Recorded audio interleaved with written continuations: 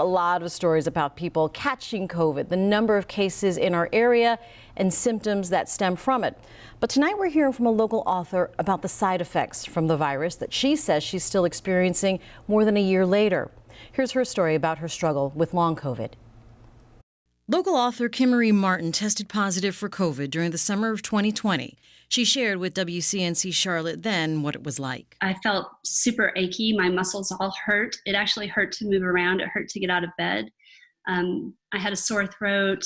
And then once the initial symptoms resolved, I started noticing these bizarre side effects.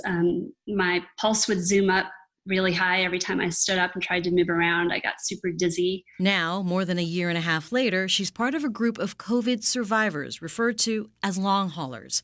In her most recent post on Instagram, she wrote about the ongoing effects of long COVID, including a distorted sense of smell, exhaustion, and fluctuating heart rate and blood pressure. There isn't a clear understanding in the medical community of exactly what causes long COVID and why some people would get long COVID and others wouldn't. But a recent study from the Mayo Clinic suggests part of the reason is women have a stronger immune response compared to men.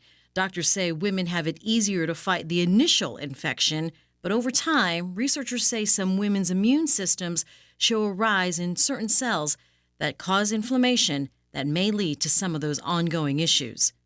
As for Martin now, her book, Doctors and Friends, about a worldwide pandemic, but written pre-pandemic, is now out. I could not believe it. I had been living in my own personal pandemic for a couple of years. And then suddenly to see it becoming reality was bizarre beyond anything I could describe.